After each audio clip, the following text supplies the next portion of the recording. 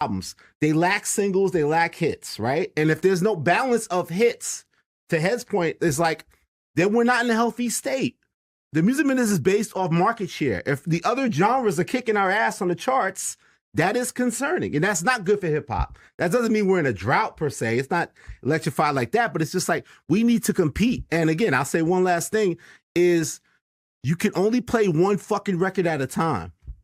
You can only listen to one song at one time. So it's about a song. Like this record, whatever you call hits, classics, whatever, it's like prioritize a single.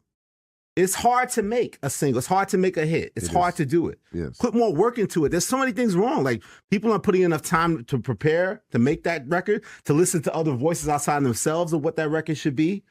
Everybody wants to be their own independent force, as we've said many times here, and just throw all this music out there. But it's like, no, we need to reassess the situation and like value what we have. And if we're making great albums with artistic freedom on one side, that's great.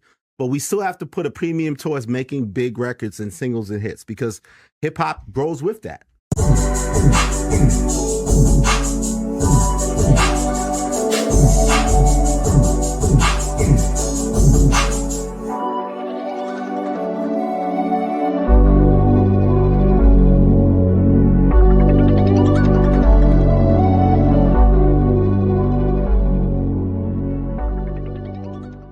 The Trevor Jackson Podcast.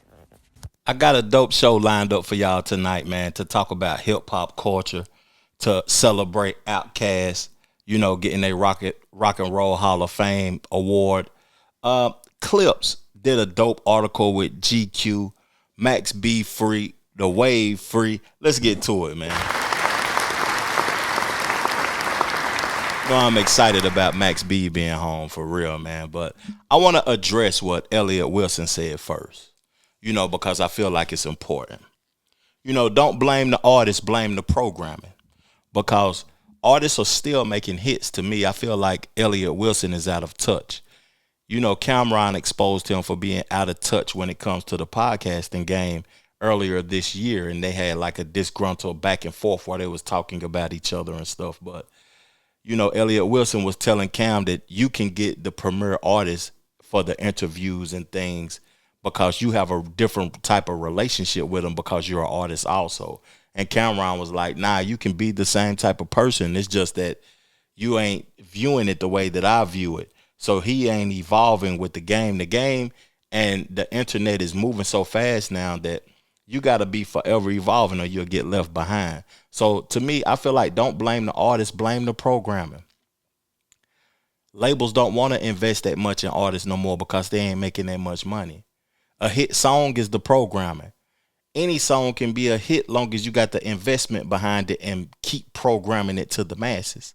Them songs that people thought was hits back in the days, they wasn't even hits. It was just the investment in it. So to me, I feel like what he was talking about, prioritizing singles and focus on one record and make a big record and all of this old type of stuff, I feel like that was foolishness, and I feel like he was out of touch for speaking that way, though, because hip-hop is in a good space with the albums that was released this year. It's just that, you know, artists view it differently because they feel like they've been robbed over the years. Artists have been robbed over the years by the major labels. You know, who owns the culture? That's basically what this podcast is going to be talking about. Who owns the culture? Because we seen Ye bow down to the Ashkenazis earlier this week. We seen Floyd Mayweather in the suit, you know what I'm saying, talking about how appreciative he is for Israel. We seen the mayor race when they asked what country would you first visit, and Mamdani said that he would stay in New York City and he would prioritize the city. That's partially why he won. So to me, I feel like Elliott Wilson was out of touch, and hip hop is actually in a good place. It's just that people don't care about, you know, statistics, and only a few care about statistics and stats and getting Grammy nominations and BET awards and Billboard hits and all of this old type of stuff. He spoke that way after wasn't no hip hop on Billboard last week. So, you know, I found that interesting. I wanted to talk about that because it seemed like he was speaking a message of discouragement to the artists or whatever, though. But let's get on into the album, man. Let's get on into the podcast. Let's have the discussions, man. We're going to play the music like how we always do. To me, this was my song of the week that was released this week, and I'm looking forward to reacting to his album and touching bases on his album earlier next week. Next Friday, we coming right back to react to Wale album. Let's get to it. At what cost do I choose myself and put on my armor? When your loyalty don't serve you or what you need. At what cost do I lose myself to find you? And where the moral compass lies. Cause I feel you, just living you. Don't feel alive, do you? But I guess it's not brand new to act brand new. I just think that's not you. Somebody told me that we broke up. Now you on the fly, getting paid in the zoo. But it's cool, get your bell rung. I do this shit begrudgingly. You do it for the love of the game or to see others think that you ain't fell off. And I love the way we gel, but I ain't jealous. Hell nah, I ain't.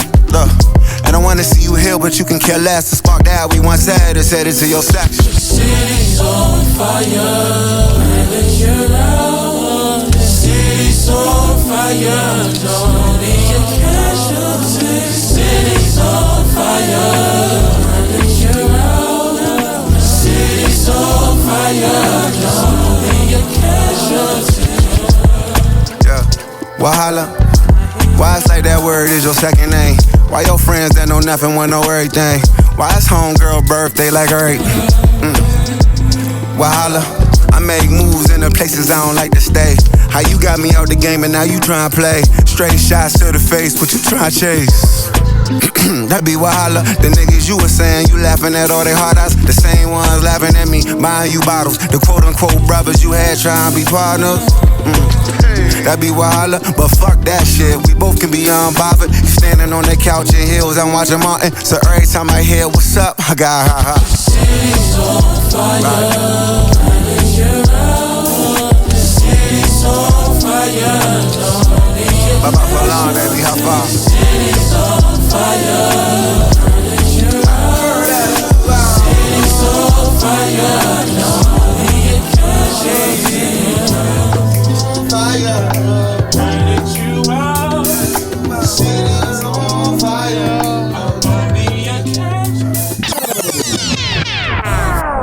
Salute to Wale, man. I'm looking forward to reacting to Everything Is a Lot. I hope y'all tap back into that. He was on Joe and Jada as of recently talking about his album and the things that he's trying to do. He gave stories of his past and talked about how he got the collaborations from his previous songs with Usher and Rihanna and just some of the hit songs that he's produced, man. We coming to celebrate hip hop, and then towards the end of this podcast, we're gonna talk about who owns the culture. You know, I want to salute to everybody that has been supporting me, supporting the channel, you know, for as long as y'all been supporting it, man. We almost at 10,000 subscribers. I got a dope show lined up. I want to talk about this Clipse Grammy nominations. I want to talk about, you know, their music acclaim, how they talk about music and how they conveying a message about music. Malice is talking about starting a podcast. But we're going to first, you know, introduce this conversation that they had on GQ talking about production versus beat makers. Let's get to it. When that beat change hits in the whip, I go extra. But that's what's crazy because you have to learn, you have to trust Pharrell with what he knows. Yeah. You know, when he's doing what he does and he knows it, you know, you just got to trust him with it. Yeah. You know. Okay, so when you guys describe it like that, that way I can understand why you are more reticent to rap on other producers' beats now. Oh yeah, definitely. I just don't think everybody's a producer. Yeah. I think there's the huge difference between beat makers and producers. Right. And I think there's a level of cohesiveness that our fans are accustomed to in the raps, in the production, in the flow, and the marriage of it all. Yeah. I think that other producers, I don't know if their vision is as intricate as our process. Yeah. Whereas though they may have like fire beats and, you know, I mean, it's a lot of people dope beats out there, but there's always been a big emphasis put on composition in dealing with Pharrell, even as far back as the Neptunes, it's always been about composition. So I think that has set us apart in all the albums. Yeah. The actual song of it all. I think that's what actually broke the Clipse through and cut through when, man, spitters out. Yeah, it was a lot of real spitters out. A lot of talk this year has been about Malice, especially coming back after so long and embodying pretty much every verse. Appreciate it. Thank you. You guys are going like 50-50 on the album, I say, right? Yeah. But Malice, oh, really? 50-50? I don't know. I've been, it's been a little, 70-30, 80-20 from what I've been hearing. Well, I like that Pusha T acknowledged that they ain't been going 50-50. Malice has been putting in work, and to me, he has had the best year and the best, I don't want to say comeback, because he did put records out of religious raps or non-secular music, and he was doing his thing then. It's just that it didn't get the programming. It didn't gravitate to the people like how this music that he's creating with his brother is. But I appreciate Pusha T for acknowledging that, though. But I want to ask y'all a question, because, it's a lot of people that is artists that watch my podcast, hip-hop artists and hip-hop creators and producers and engineers and stuff like that. And I want to pose something to y'all, because, I done created a lot of music in my lifetime, but my first 2 albums was my most potent albums. And I feel like I've made better music than my first 2 albums. But after hearing Pusha T speak about it's a difference between producers and beat makers, I feel like, a producer and an artist who is having the same similar life experiences coming together to creates magic more often than you just getting a beat through email, or you just linking up with somebody because they popping at the moment and getting their sound. It's not uniquely created like how Snoop and Dre was doing their thing, like how Gucci Mane and Zaytoven was doing their thing, because they was in each other's presence, living a similar lifestyle. Like how Pusha T, Malice, and Pharrell is doing their thing. They in each other's presence. They seeing the life in similar ways. It's more, but I don't want to get too deep into that. Me creating my projects, when I was doing it with my partner E Fresh in Tennessee, we was living the similar life experiences. So when we came together and created, we could see the vision.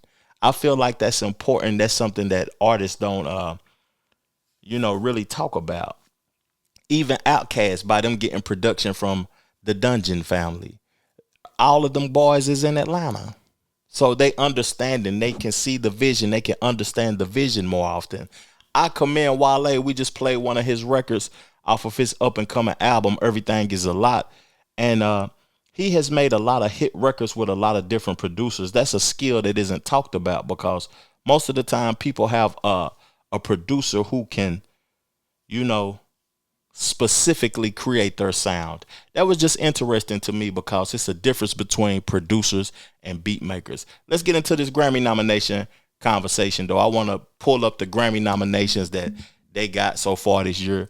Let God Sort Them Out got Album of the Year, Best Rap Album. The Birds Don't Sing is the best rap song. So Be It is the best music video. Chains and Whips featuring Kendrick Lamar is the best rap performance. Now, I wanted to hold up. Let me see if I can pull this up right quick, because I want to pull up who is Grammy nominations hip hop. I want to see who is in these categories with them, because it's interesting. It's very interesting, because I feel like this album, it ain't too many people that can compete with them, to be honest with you, besides Kendrick Lamar. And that album, it may have stayed on Billboard. It may have did bigger numbers. It may have been what people view as more successful than the Clipse album, but it wasn't better than the Clipse album to me. GNX wasn't better than the Clipse album. I'm sorry, West Coast. I've been supporting y'all and saying, what I've been saying all year about y'all, but it ain't better than the Clipse album, man. It might be because I'm from the East Coast, but It ain't better than the Clipse album. Real talk. So I can't pull it up in a timely fashion though, but I know that they is nominated for 5 nominations. I feel like they'll win at least one. They deserve one. They deserve best hip hop album of the year.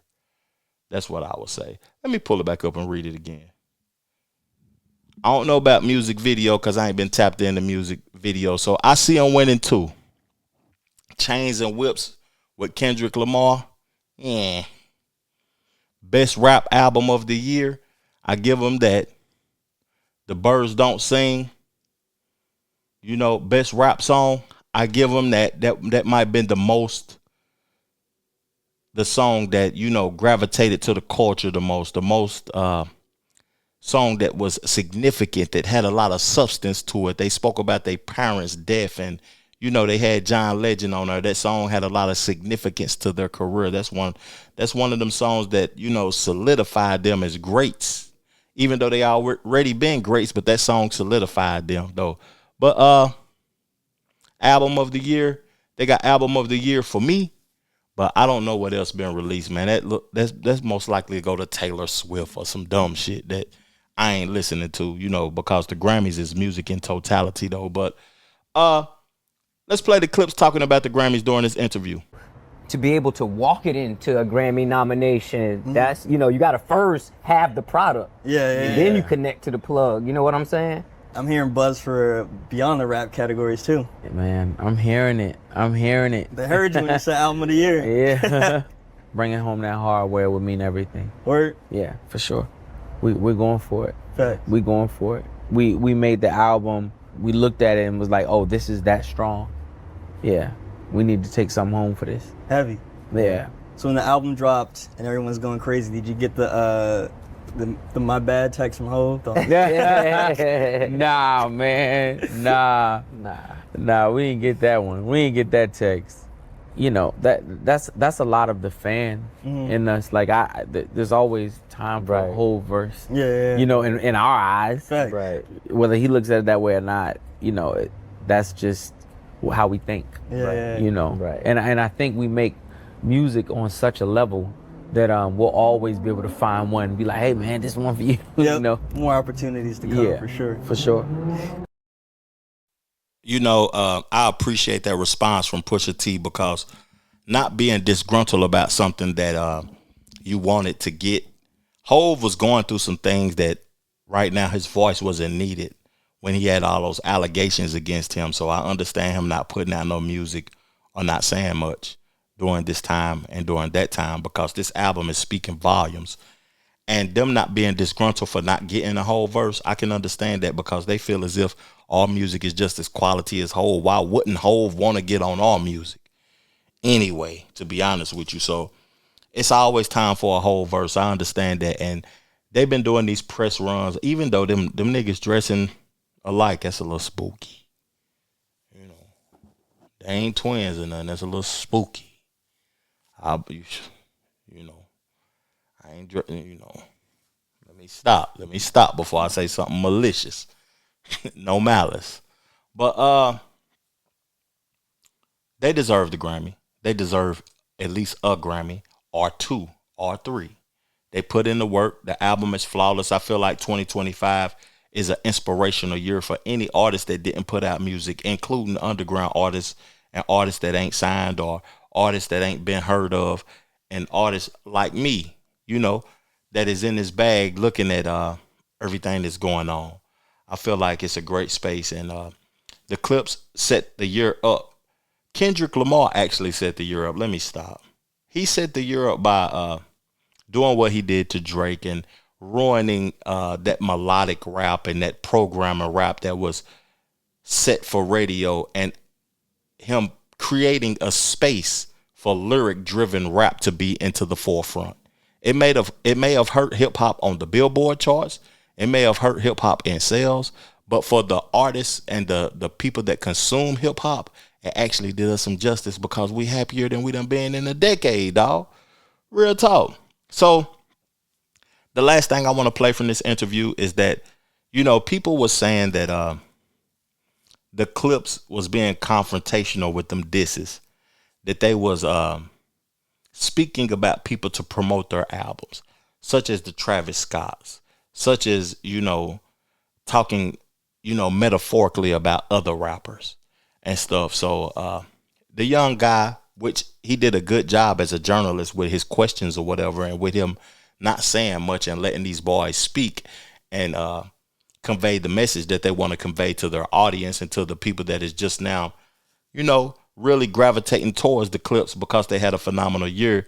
They said this about being confrontational. Too meta, but you got a lot of criticism a little bit for some interviews like ours and others of being confrontational. Right. And people would say that you're doing that to promote, you're stoking that to promote. Yeah. Look who's saying that, though. Yeah, man. Look who's saying that. Because on the other end of that spectrum, there are people who really see clearly that Pusha don't lean on that kind of stuff. It's crazy stuff that he could be. He's very reserved. The counter I would have said is that you didn't really engage. Like, you could have drawn stuff out. Like, people responded to you. People and did look how things, long he sat on what has been going on. But that's what they do on the other side. You know what I'm saying? So they think that we play that over here. No, we don't. And we don't snitch and we don't tell. Standing on it. Yeah. For sure. Said what I had to say. That's it. And that's it. And I mean, and it was just about, again, you mentioned the rollout. And when you mention those scenarios, you can't let the journalism be a main focus of the rollout and you tiptoe around shit. Yeah. That's what, what I'm saying? Like, I wasn't going to come in it, be an open book, critique the music, give you the stories, give you the scenarios, and be tiptoeing around the stories. I'm not talking about this. Yeah, like you can't do that. Word. So it's like, I'll take the criticism. That's fine. But never call me a liar. Because I never lie. I never lie. I think, let me tell you something. I think lying's for bitches. If you lie about shit, that's because you're scared of something. And I'm not scared of anything or anybody. So what I say is what I say. Word. And as long as, I'll take the criticism as long as I'm not lying, though. And that's it. That's interesting. Kanye West is back outside. He apologized to the Jews, the Ashkenazi Jews, as of recently had the guy praying, the spooky video. That's all I want to say about Ye.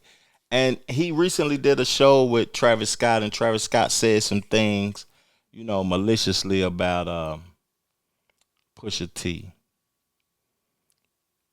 It's if he knows things, why not use them against him?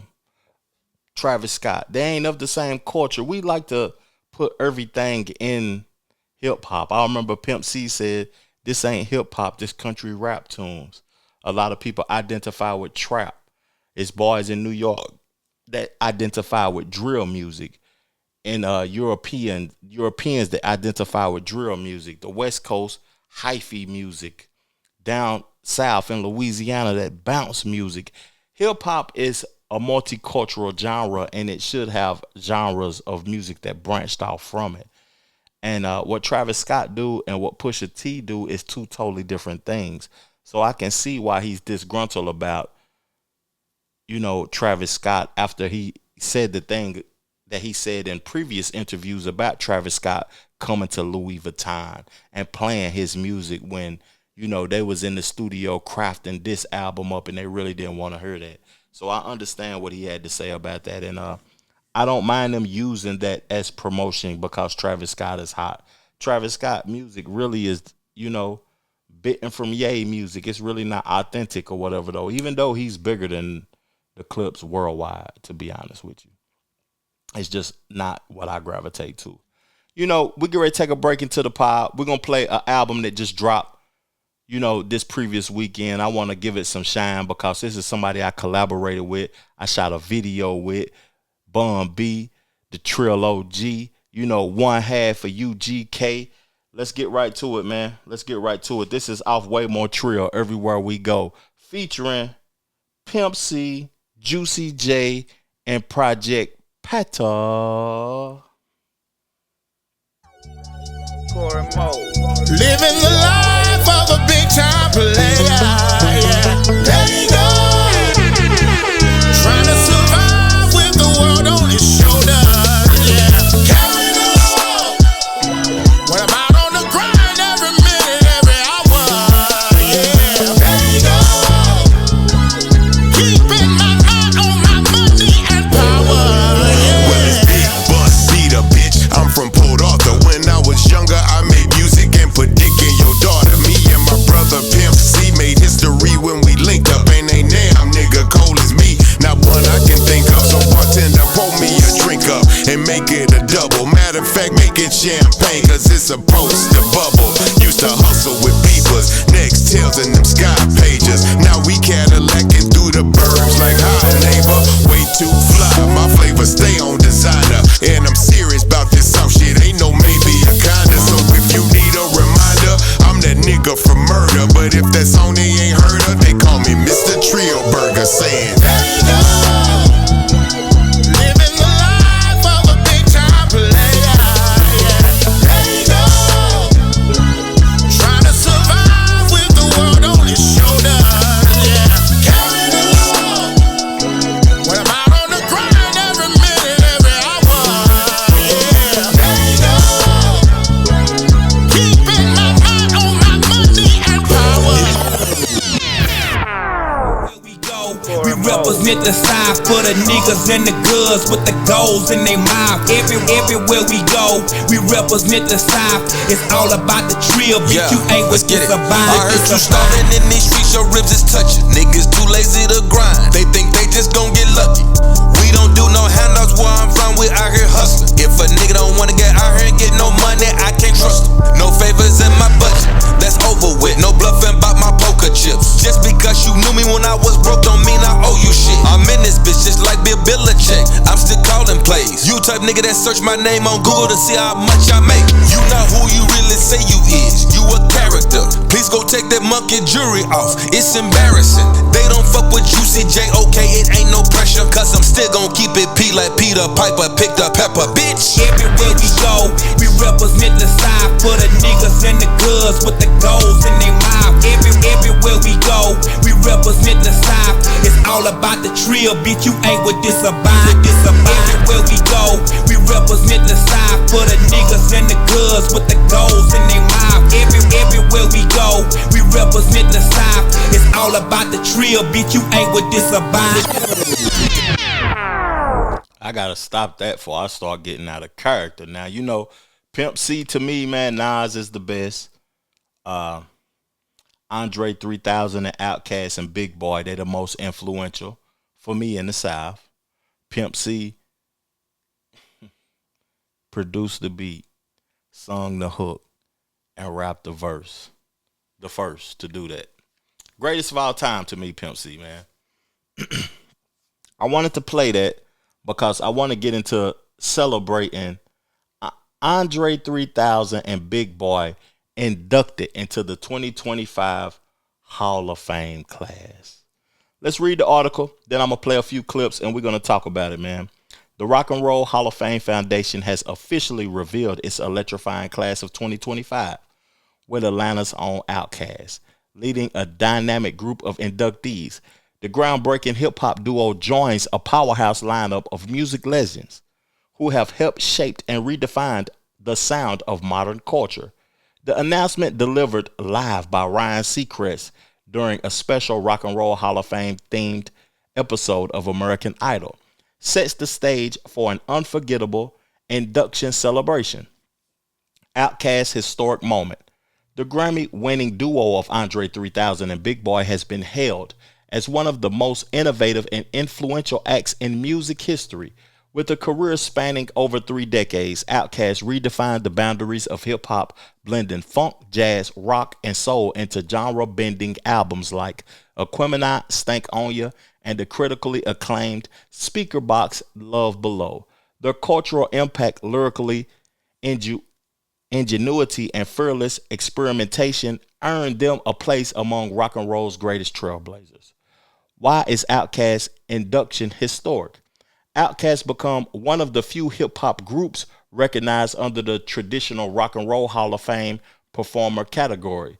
Their body of work include classic albums like ATLiens, Aquemini, and Speaker Box and The Love Below. Hold up now. Southern Playalistic Cadillac Music is a classic also. Redefined hip hop and expanded its cultural reach. It did, man. Salute to them boys, man. Let me give them a round of applause. Real talk.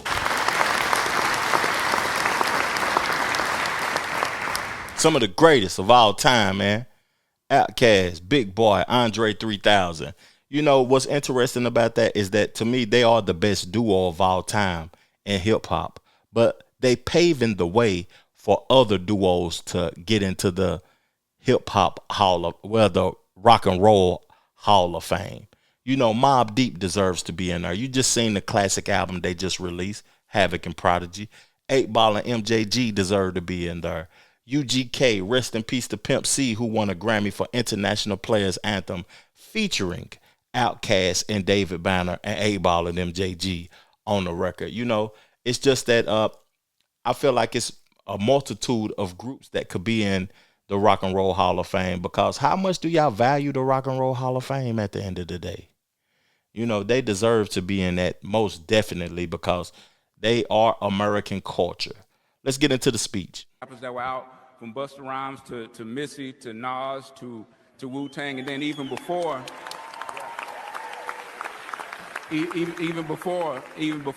like we got Kilo, we got Raheem the Dream, like these were our heroes, and we were watching dancers in Atlanta, dance groups.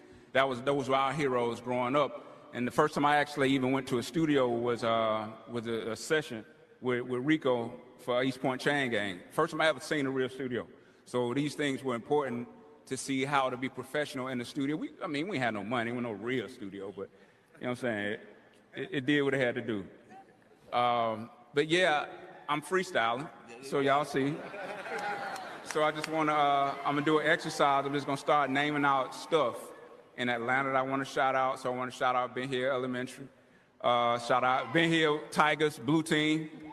Tri-City High School. Yeah. Cleveland East Elementary, Cleveland Apartments, McDonald's, Monsanto, Cargill, Club Nicky's. Tri-Cities, Southwest DeKalb,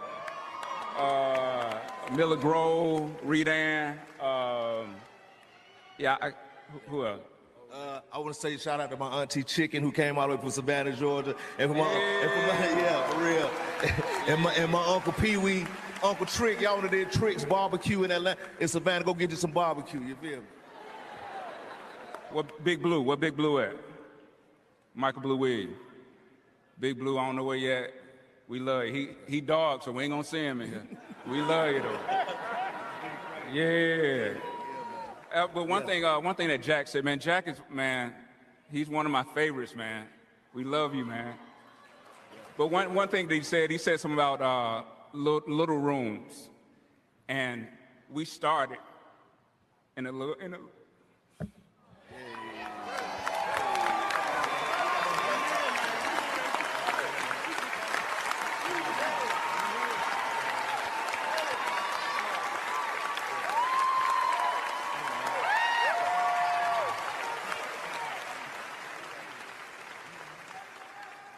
Little rooms.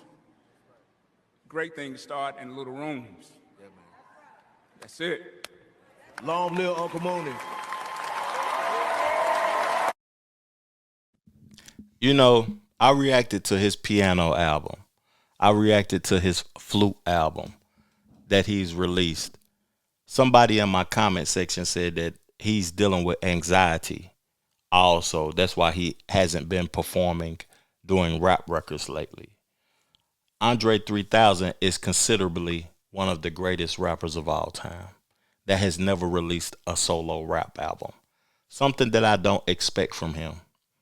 You know, he gave the South a lot of credibility.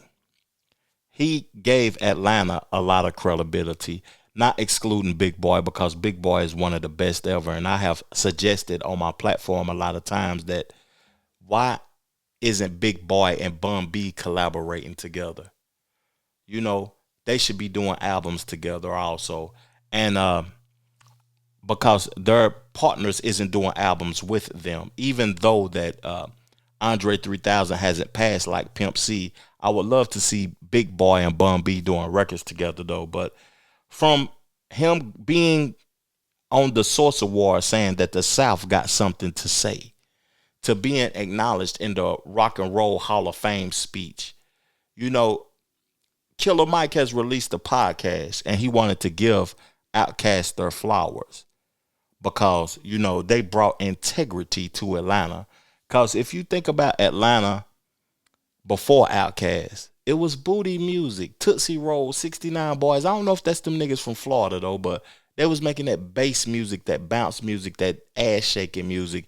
It didn't have no lyric driven music or no substance. You guys brought an authenticity to Atlanta that we didn't have, and we deserved it. Because the other groups were dope. Another Bad Creation, Criss Cross, all these other groups were dope. But you could tell the influence was from outside coming in, like in terms of they were a reimagined version of something that the East or the West had given us. Whereas you guys really brought it out to Clay. Yeah. What gave y'all, you and Dre in particular, the confidence to lean into the style? Because rap used to be about styles. You never wanted to sound like anyone else. Like I could hear y'all and say, I know they influenced by Tribe because y'all didn't follow no 16. Y'all would get in and out of each other's patterns, and y'all would get in each other. Flows would just end, and then the next person pick up. But y'all didn't sound like Tribe. Yeah. You know what I mean? What was it? What was it about y'all sound that y'all knew this is it?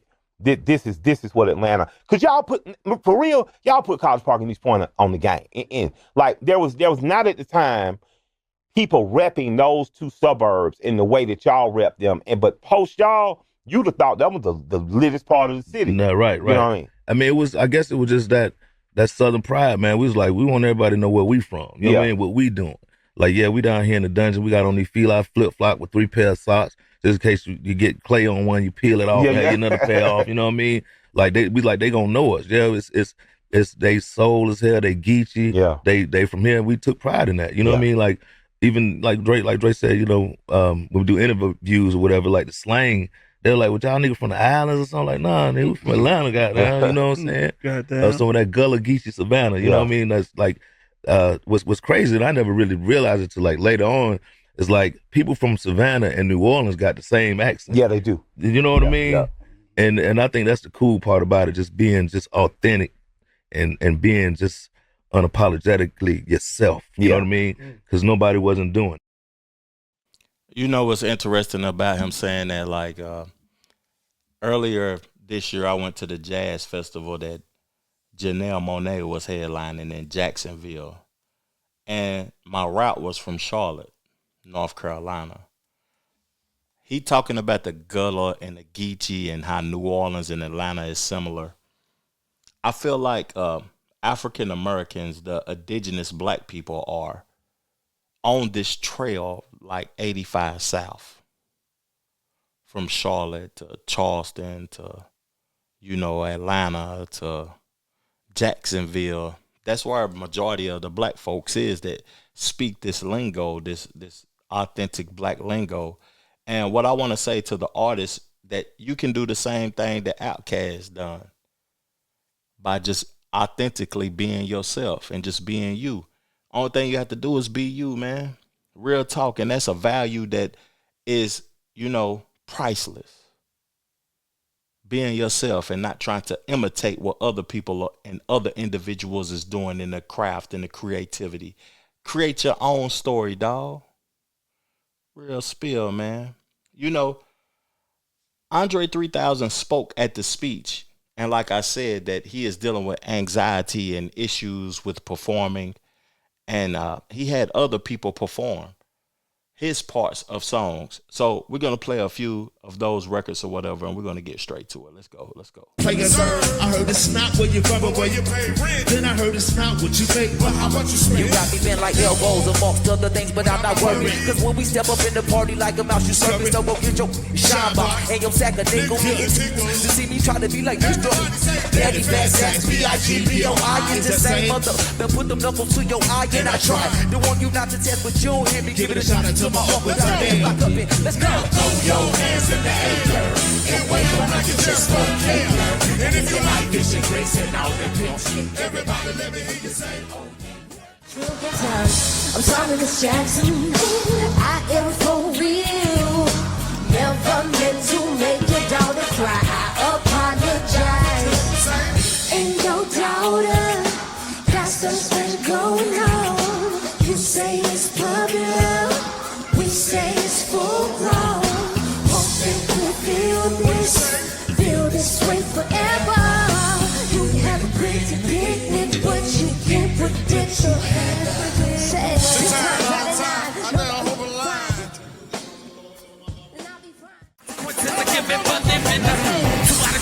too low to think I might just hell. Hit it like 90 on sale, then I might catch you a spell. Look at what came in the mail, a scale of small hammer. So cold grill and a baby mama. And a pack of Pampers. With no answer, true for what? True for AIDS. Make a nigga wanna sell true for days. Come back home, things are wrong, but not really, it was bad all along. Say hello, get on, let your brain breathe. Believe there's always more. Don't put a thing out unless you plan a bag. Everybody say, yeah, don't need a bag out unless you plan a bag. Here we go. 1, 2, 3. My baby don't mess around because she love me slow. Yes, I know for sure. But does she really wanna? But can't stand to see me walk out the door. Yeah, don't try to fight the feeling, 'cause the God alone is killing me right now. Thank God for mom and dad for sticking two together, 'cause we don't know how. Before I get to hating, I want to give all the artists a round of applause.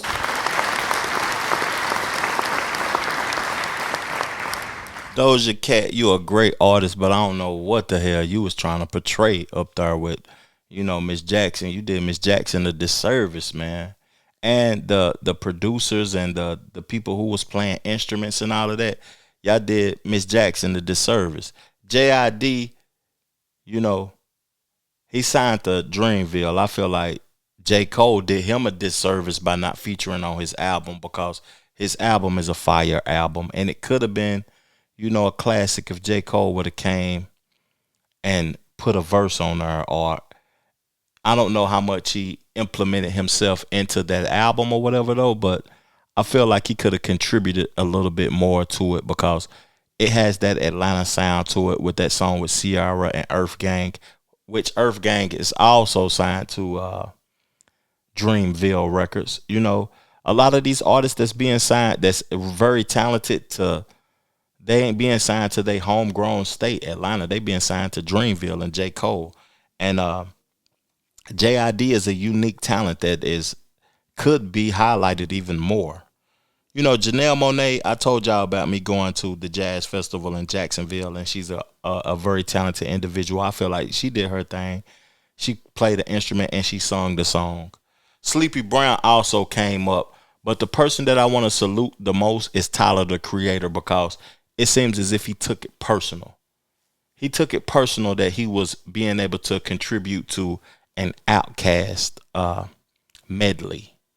If I would have been able to contribute to an Outkast medley, I would have been practicing that and making sure that I was on point so I wouldn't embarrass myself, because these boys are legends.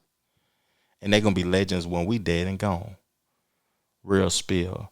But I got one more clip before we get into the Max B conversation. Is, on the Killer Mike podcast, where Big Boy sat down with Killer Mike asked Big Boy, what keeps you wanting to rap? What keeps you inspired? What keeps you wanting to say what you got to say? You and because you all think on you solely now, right? Yeah, for sure. If you ever want to sell half, I definitely would like to be in with you on that. But so I walk in the studio and you in there rapping. Yeah. And what keep you on the rap? Because nigga, you rich. Just wanted to make some new shit, man. Just have it tucked. You know what I mean? So like you said, if you don't use it, you lose it. So I, try to stay sharp. And then plus I get so much music from, the whole squad of producers I got in the studio from Dijon and Go Dreamer and all the guys. You got like hungry that. around you too. Yeah, Shouts out to man. Renegade. Yeah, Renegade, most definitely. your engineer is one of the better rappers and music makers for sure in the city. Shout out to Renegade El Ray. Most definitely. Renegade. Just dropped a new project.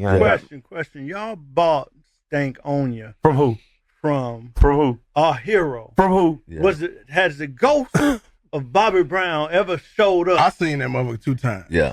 In Stank On Ya. Stank On Ya. Stank On Ya was Boss Town, correct? Yeah. The story Stank On Ya go like this. Talk to me. So we did our deal for Criminal Records, right? Yeah. We had did a show. I think it was in North Carolina, Nashville, Tennessee. To be exact. I know the story. And Bobby Brown came to one of our shows on the bus first, talking shit. Like on the bus. He was gone. I love Bobby Brown. I still go see New Edition all the time. Yes, sir. And then we was just like asking him because we were recording another studio. It was like, man, whatever happened to the studio, man? Like, what's going on with the studio? And Bobby Brown like, hey, man, y'all can have that studio, man. He told her he couldn't come to Atlanta no more. He said, he got banned from Atlanta. So y'all can have the studio. Then we went back. We told our manager Blue. He's like, hey, man, Bobby Brown said we can have the studio, man. Check on it. And so Sylvia Roan, who was doing a deal with us at the time, Electra, we put Stank On Ya in a deal with a criminal, and Sylvia Roan, appreciate that, mama, bought the studio for us as a part of the Criminal Records deal. It was one time for Bobby Brown too, man. It was divine intervention, man. You know what I mean? But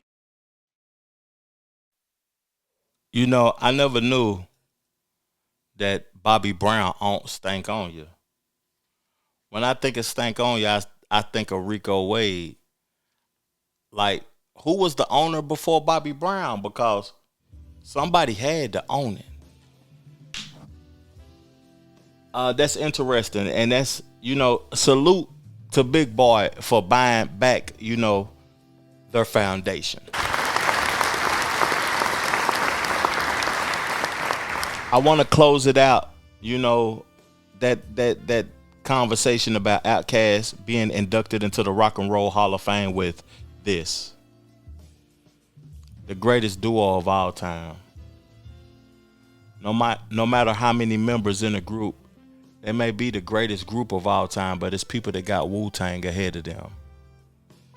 I want to say the first 2 projects that I ever purchased with my own money was It Was Written and Outkast's second album. I think it was AT Aliens, the one after Southern Playalistic Cadillac Music. I was 14 years old. It was 94. And those guys have inspired me and continue to inspire me in ways that they only probably could imagine. Big Boy, Andre 3000, and Nas. Salute to them brothers being nominated for the Rock and Roll Hall of Fame. And creatively and artistically, they deserve any award, any congratulations that anybody want to give them in the world. I just want to say that I appreciate y'all boys, and I'm moving on to the next topic. Salute to the cast.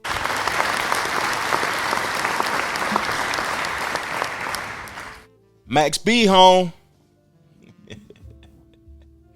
Max B home, man. I'm glad to see it. Some songs that I appreciate from Max B is Quarantine. I appreciate him featuring on the song with Killer Cam, where Cam was dissing Jay-Z. He wrote Ballin' for Jim Jones. Max B was someone who was moving New York forward, and he was one of the first that was putting melodic hip hop in the forefront. Him being free is interesting because I see the nasty things on the internet that people are saying about him. But he received 75 years and he did upwards to 20 years. But Max B is home now. That was back together.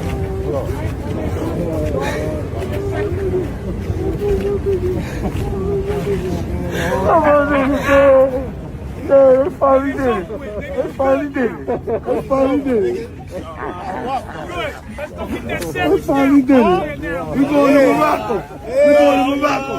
We going straight to Paradise. We going straight to Paradise Kingdom. I love my nigga. Yes, sir. Y'all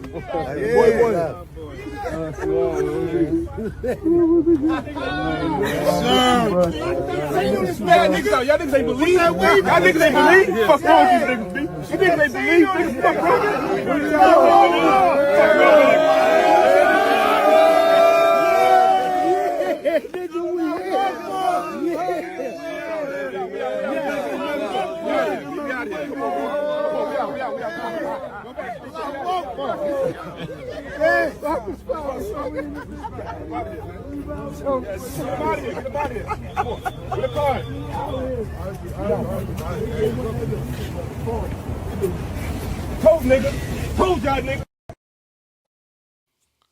Congratulations to Max B for coming home, man. You know, prison is something that I haven't experienced, something that I don't want to experience. But to the brothers who have experienced it, you know, salute to y'all for coming home, because to me, that seemed like a traumatic situation. Real talk. That's something that I never wanted to experience. French Montana being his dog. I remember the Coke wave and the Coke boys, you know, the mac and cheese threes. When Lil Durk was signed to the Coke boys and all of that. Chino, what's his name? I forgot buddy name that passed away. I think it's Chino. Correct me if I'm wrong in the comment section. But they had a movement that was really, really moving. And I just want to say that I'm excited to see what he's doing. I hope he don't make us wait on the music. It seemed like he's outside right now, to be honest with you. But I want to go back. I want to go back before I go forward, because I haven't been too tapped in to Max B and his situation. I knew he was going to come home eventually, but he was on Drink Champ saying this to Noriega. I heard the snap where you from, where you. I apologize, y'all. You know, he was saying this to Noriega. So, was good for the culture, was good for hip hop, and was also good for the city, is to see French Montana and Jim Jones like squash it. Is that something that you co-signed? Yeah, absolutely. Shout to the Don Montego. What's up, brother? You already know. I see you on the back end. Yeah, French called me when he did the joint. Let me know. You know, that's bro. He gonna definitely let me know what he did. He didn't want me to hear about the song or whatever or do somebody else to it. I had the album already, but nah, it was all love. I'm like, at this point, you know, shit, business is business. Me and bro, personal affairs shouldn't be able to stop your business. I'm like, yeah, that shit was like mad years ago. You know, we was running around young. We was entertaining. That's what we did. Right. Listen, Jim said a bunch of hard shit about me, so we all say hard shit about each other, okay? That nigga, listen, Jim done wish me dead, all type of shit. It's all good. I got you, man. It's love, man. I want to start over. I'm a new man. I'm a married man. I got kids. I got 4 kids. Like I'm on a whole different time right now, my nigga. I'm out here to get my money and ride out in the sunset with this shit. It's in there for me though. I'm gonna tell you that. So that's the goal. Cause that was something I was trying to allude to earlier when I was like, is there anything that you regret? And I just kind of like asked you, because I got to see you and Jim like together, like, and I always thought it was all love. Do you regret that y'all had like misunderstandings? Nah, I don't regret nothing. No, for me to have regrets is like to question my past. I don't even question the past. I'm right where God want me to be, my nigga. Like right where I'm at. I'm good. I ain't on my time. I'm on his time. I feel like Max B gonna be okay, because when I think about it, you know, the first internet beef, the first beef on YouTube that I can remember was Max B and Jim Jones. I'm glad that he said he got a wife, he got kids now, he's moving forward. And salute to Noriega also. The reason I want to salute Noriega, because he just participated in the NYC Marathon. You know, he got run champs going now, and that's something to be proud of, because a lot of individuals, man, may look healthy, but they can't run no 26 miles, big dog. That's something to salute and support. salute to Noriega for that though. But we talking about Max B and Max B being home and him speaking about drink champs and stuff. And you know, I like that Jim Jones, Fabulous, Dave East, and Mano got a podcast together where they collaborating and stuff though. But just a few weeks ago, Mano was talking about, you know, why he can't go support Max B's coming home party, because they had a coming home party for him. You know, it was ready to go like weeks before, like months before he came out of jail. And, you know, Mano seems as if he's like disgruntled about it. Would you be okay with your friend doing business with your enemy? You asking me? Yeah. I can't go to the Max B party because you're my friend. Yeah. Why? Because you my fucking friend, nigga. What? Yeah. Talk about it. Because let me explain something to you. I'm a loyal nigga at the end of the day. Before music. Let me tell you something. Let me explain something to you, David. Mr. David. Dawood. I'm Dawood on this podcast. I like that. It's crazy. My Muslim brother. Check this out.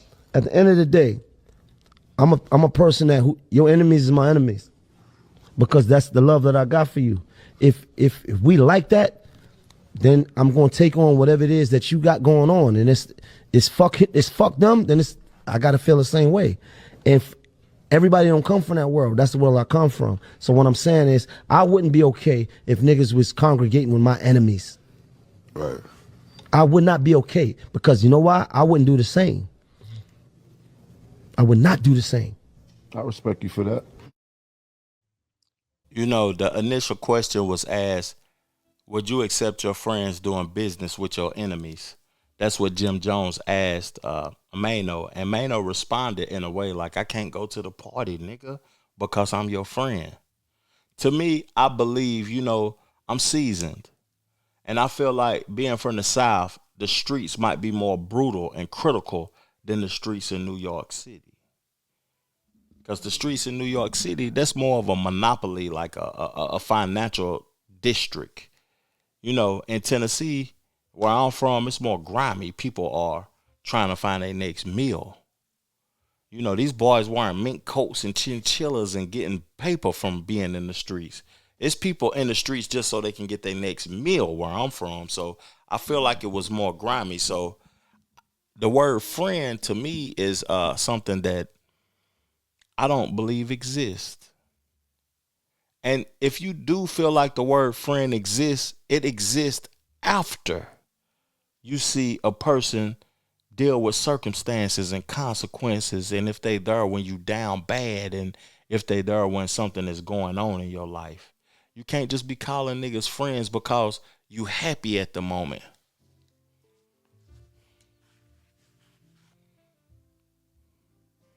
That's all I gotta say about that. You know, before Max B got out of jail, people put smut on his name. A lot of people saying he's snitching because he got sentenced to 75 years. Then like a couple of years after his sentencing, it went down to 20. Even though he did, I don't know how much he did. He did 15 to 20 or whatever though, but the rat identifier had something to say about that. It's a lot of people out here who talk about crimes, and it's talking about the Fulio case, talked about the Young Thug, the Fannie Willis case. I feel like y'all individuals that's on YouTube that's talking about these criminalities and trying to link it to hip hop is ruining hip hop. Because me, I want to highlight the artists and talk about the music and not talk about the criminalities. But, you know, Whack 100, No Jumper, DJ Academics. I forgot the white boy that's from, the UK. And I forgot the other white boy that's from Boston that be talking about, I don't know him specifically by name, that be talking about snitching and all of this and laws and court cases and everything. That don't got nothing to do with hip hop. That got something to do with criminality. So y'all linking it with hip hop is actually doing a disservice to hip hop. And y'all the problem, not hip hop. So I want to play this clip from this rat identifier talking about Max B. Number 9. Now, haven't you been implying that Max cooperated? No, we got that paperwork. Okay. We got the initial I believe paperwork. he denied it recently. I think he did Danza, he denied it. Well, we got the paperwork where he voluntarily met with law enforcement, and then he led them to the location of the female, told them what strip club she worked at and what project she lived in. Now, we got that. Now, the conversation came up on how he went from 80 to 20 years, right? So, it's a sealed file to that. Yeah. Now, his brother, the other guy involved, Pooh Sims, right? He sends me his jail number. You can text it and he'll call you back. So I'm talking to him and I'm like, he telling us what's going on and this, that, and other.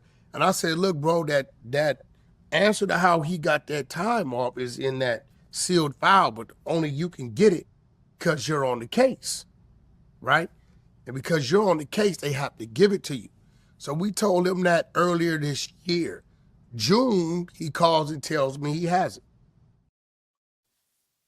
You know, I'm 45 years old. White 100 is like 50. He's the game manager. He been the manager for Ray J. He calls into DJ Academics a multitude of times. To stay relevant, he feels as if this is what he has to do. You know, I ain't knocking you for doing what you have to do, big dog, to be able to stay relevant. But the culture is changing. Like, I introed the podcast talking about Elliott Wilson and him saying that hip-hop has been good this year, but it hasn't been no hits. So that's why we not a part of the Billboard no more. I want to use that ideology with Wack 100 and with snitching and Max B. Snitching is something that, you know, people don't care about no more. People don't got morals and principles no more in the streets. People portray and put off the imagery that they are morally correct, but when the situation hits them, they ain't morally correct, dog. Ain't nobody standing on business. America is a country that promotes individualism, that promotes self. Ain't nobody standing on business, dog. The streets dead. If you still in the streets in 2025, then you dead. You haven't evolved. You got to get in and get out and go on and get you something. You know what I'm saying? Get up, get out, and go get something. Like Outkast said. If you ain't getting up, get out, getting something, and you ain't trying to move forward legally, then you dead, dog. Real talk. Max B, he home. It's more people that's not involved with the streets that want to support him and hear his music more than street niggas want to know if he's authentic or not. People want to hear what he got to say. So what I suggest Max B do, instead of doing what he's doing, he's going to get chains. Man, you almost 50, dog. And they chaining you when you get out of prison. That look lame. You in the Louis V, they dressing you. That look lame. You going to the Jets games. That look lame. You know, Max B, get out here and put some music out. Get in the studio, put some music out. That's what we want. That's what the people want. They want to hear your creativity, your artistry, what you've been putting on pen and pad. If it was me and French Montana, who was married to the princess of Dubai, you know, put me in the studio immediately instead of taking me to the Jets game. Good, beloved. Max Biggerville. What's your name? Where you from? Max Biggerville, New York, New York. Yes, sir. Fresh out the can. Damn. Over 18 stretch.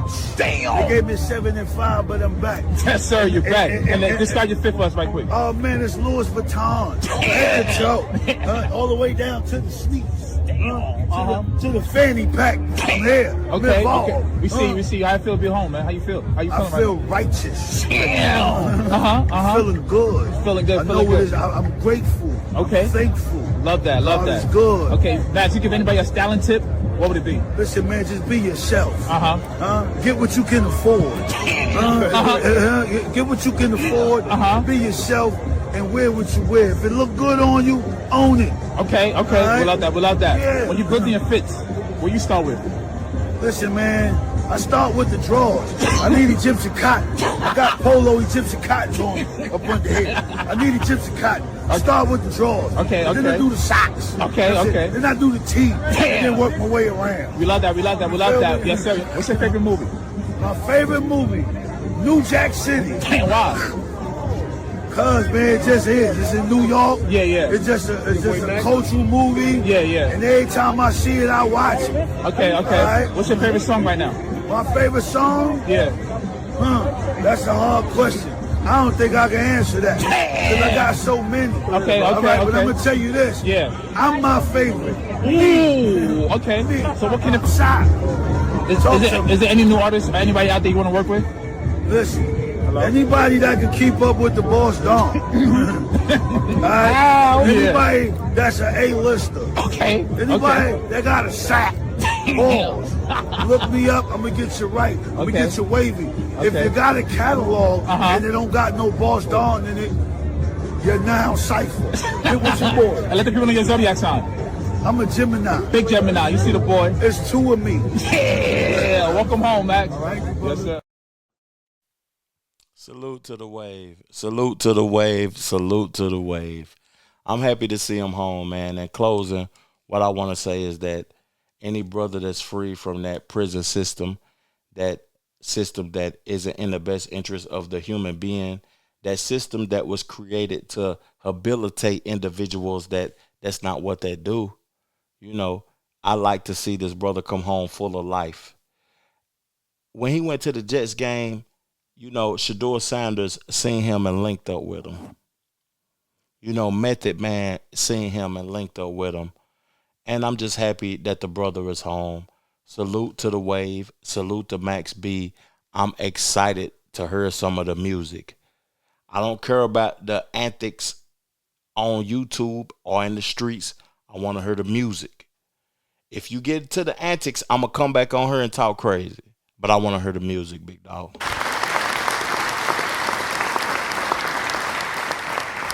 We're going to move forward in the conversation. You know, I want to get into the part of who owns the culture. You know, when I think about the movie industry and I think about Hollywood, I think of Jewish individuals, the Ashkenazis, the Hasidic Jews that own the entertainment industry, the movie industry.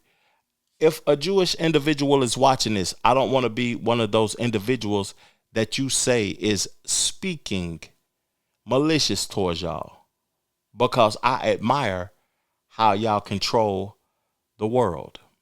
I feel like, you know, the United States has promoted itself as a superpower, but it humbles itself when it comes to Israel, when it comes to Jewish individuals. So it's just interesting to see that. And also, I want to speak about Kanye West bowing down, Floyd Mayweather bowing down, the mayors of New York City bowing down, and we're going to get into the mayors first. The first foreign visit by a mayor of New York is always considered significant. Where would you go first? Left to right, Ms. Adams. First visit, I would visit the Holy Land. Mr. Cuomo. Given the hostility and the anti-Semitism that has been shown in New York, I would go to Israel. Mr. Tilson, where would you go? Yeah, I'd make my fourth trip to Israel, followed by my fifth trip to Ukraine, two of our greatest allies fighting on the front lines of the global war on terror. Mr. Mamdani. I would stay in New York City. My plans are to address New Yorkers across the 5 boroughs and focus on that. Mr. Mamdani, can I just jump in? Would you visit Israel as mayor? I will be doing, as the mayor, I'll be standing up for Jewish New Yorkers, and I'll be meeting them wherever they are across the 5 boroughs, whether that's in their synagogues and temples or at their homes or at the subway platform, because ultimately we need to focus on delivering on their concerns. And just yes or no, do you believe in a Jewish state of Israel? I believe Israel has the right to exist. Not as a Jewish state? No, as a state with equal rights. He won't, he Not won't as say a it Jewish has a state. right to exist as a Jewish state. Be very And clear. his answer was no, he won't visit Israel. I said that. That's what he was trying to say. No. Unlike you, I answer questions very directly. All right. My goal would be to take my first trip to Israel. My wife's life work in this area means a lot to our family, and it could coincide with my young son Miles' bar mitzvah, if you'd like to have his bar mitzvah. Okay, but you know, if we the superpower of the world that has been promoted to us in the United States, why do we prioritize Israel? Why do we fund and give billions of dollars to Israel?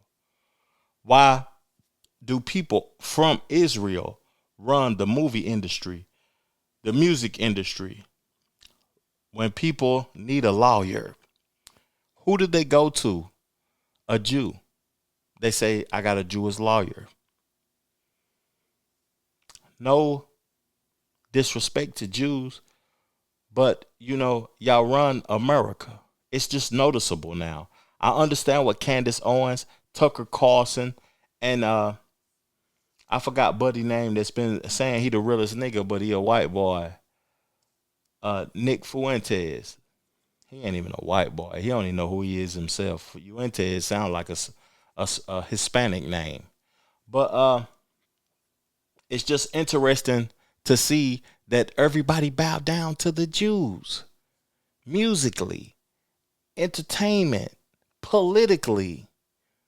Why is that so in our country? Is it because they say that Jesus in Jerusalem and this the Holy Land and all of that, that what people believe in? It's just interesting to see that. And as of recently, they crowned Floyd Mayweather, Money May, the world champion of Israel. This seemed like, to me, a public humiliation. But I'm going to let y'all see for yourself. Guardian of Israel is not a birthright. No one is handed that title. You earn it through action, through sacrifice, through standing up when tested. Floyd Mayweather is the real Shomer Israel.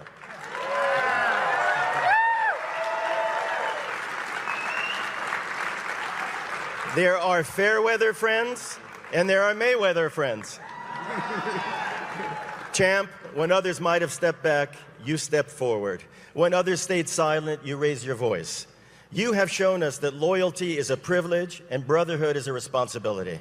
So it's now my great honor to present the World Champion of Israel Award to our brother, our champion, and the undefeated defender of what is right. You have been the greatest friend to Israel and the Jewish people.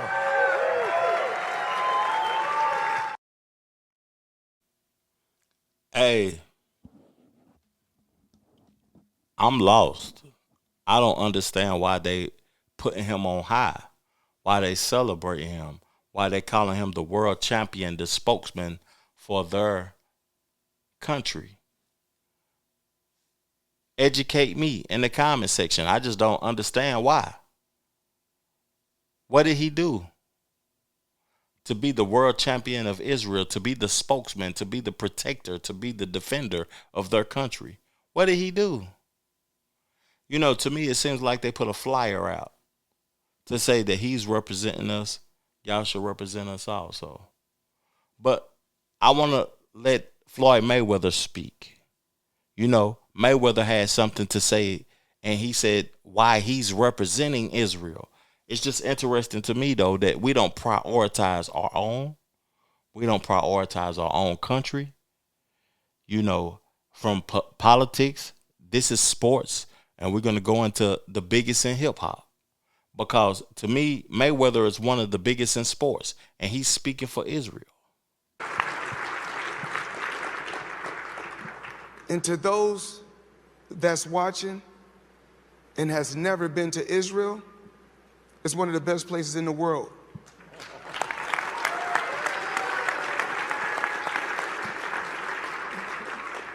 No matter where I travel to around the world throughout the years, I will always make that pit stop in Israel, always.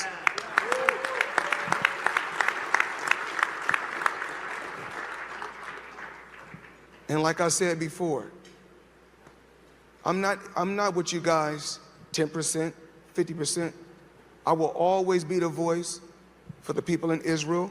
I will always stand behind the country of Israel, the one and only Floyd Money Mayweather in Israel. I will always be here for you guys when you guys don't have a voice.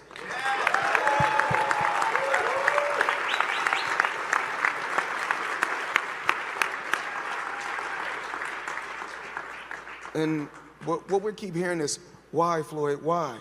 Well, my best friend is Jewish. This is my brother. And if you have a problem with him, you have a problem with me.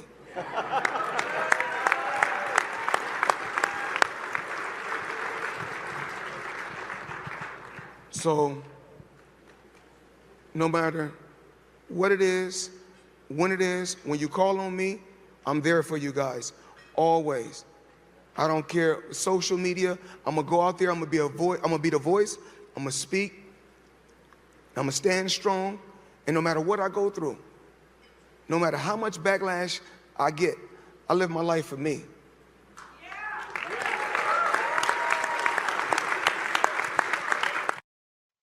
You know, I played enough. Even though it was more that I could have played of him speaking for Israel, I just got fatigued early. You know, I don't doubt that Israel is one of the most beautiful places in the world.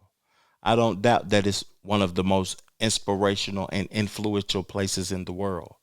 But what I want to say is that, you know, Israel is a place that I always wanted to visit. Cairo, Egypt, and the pyramids is a place that I always wanted to visit. But what's interesting is that he said, I'm not with you 10%, 20%. My best friend is from Israel. I'm with you 100%. Was that a sign of obedience to Israel? Because we don't know his connection to Israel. But he showed public display that he was obedient to Israel. A lot of people show public display that they're obedient to Israel. Because if you believe in the Christian faith, if you believe in Jesus, and you believe in these things that Israel showed, Bethlehem and Jerusalem and all of that, then you will be obedient, and Israel should be the power of the world with America's backing. America will fund Israel before it will fund and prioritize its own people. Israel will hinder the celebrities, the actors, the athletes, the rappers in America. And America will prioritize Israel before it prioritizes its own people. Is that a fact, or am I capping? Or am I speaking anti-Semitic language? Because I don't feel like I am. I just feel like I'm speaking the truth. I'm really blessed to be able to sit here with you today and just take accountability. I was dealing with some various issues, dealing with bipolar also. So it would take the ideas I had and have me take them to an extreme where I would forget about the protection of the people around me and myself. So I wanted to come and take accountability. Sometimes people aren't that knowledgeable about the bipolar and the cause or what causes it and the way you act when you have this disease. So it's like if you left the house and you left your kid at the house and your kid went and messed up the kitchen and messed up the garage and messed up the living room. Now when you get back, it's your responsibility because that's your child. And that's the way I look at it. It's like I gotta go clean up the kitchen, I gotta clean up the living room, I gotta clean up the garage. Yeah, and it's a big deal for me as a man to come and take accountability for all the things that I've said, and I really just appreciate you embracing me with open arms and allowing me to make amends. And this is the beginning and the first steps and the first brick by brick to build back the strong walls.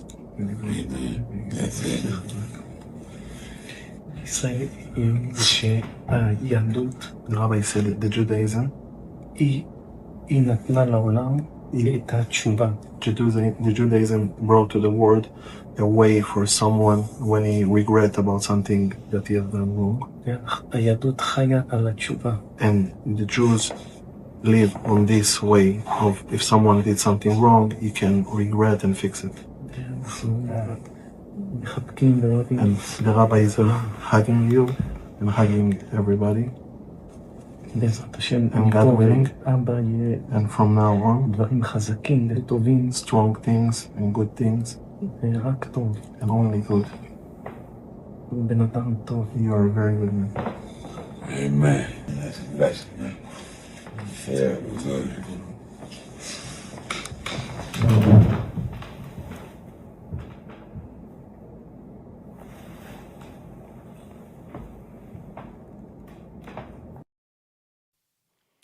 You know, Kanye West done hugged Trump, saying that he loves Trump. After Katrina, he went on TMZ and said George Bush don't like black people. Kanye West has always had a moment in media where he has had a lot of attention and a lot of people think that he's speaking his mind. He said that Jay-Z can kill him. He also said a lot of things about Kim Kardashian, and I don't understand why he married Kim Kardashian in the first place. Kanye West is a tool that wants to get the finances back in his way, and he sees that people are not people of substance. He sees that people doesn't have morals no more and integrity, and people will do anything in the black community to obtain and retain power. I hate to say it, but people want to identify as FBA, Foundation of Black Americans, ADOS, African Descendants of Slavery, African Americans, black people. People think that these people are standing on business and is holding the culture to a high level of integrity when all of y'all sell y'all soul. I did an episode as of recently talking about people selling themselves short. You know, Kanye West said this is the first steps. I'm apologizing for the things that I said because I want these Yeezys back outside. I want to be able to do business with Adidas, which is a German company. We're living in a crazy world, dog. Whatever you create, don't sell it. Keep it for your family and the people that come after you. Change the trajectory, nigga. You know, I left the streets to remove myself so the people that came after me wouldn't want to view that as something that's valuable. Appreciate y'all, man. Peace, love, plenty, abundance. Make sure you go get you some money, and I'm gone. Chill. If I had to do it all over again, I wouldn't change nothing. If I had to do it all over again, I wouldn't change nothing. If I had to do it all over again, I wouldn't change nothing. I had to get me something. I came up from nothing. If I had to do it all over again, I wouldn't change nothing. If I had to do it all over again, I wouldn't change nothing. If I had to do it all over again, I wouldn't change nothing. I had to get me something. I came up from nothing. I had to change my mental, upgrade my credentials. How a nigga came up, it wasn't accidental. Now monumental, more like legendary. A player never worry, bumping pop, Hail Mary.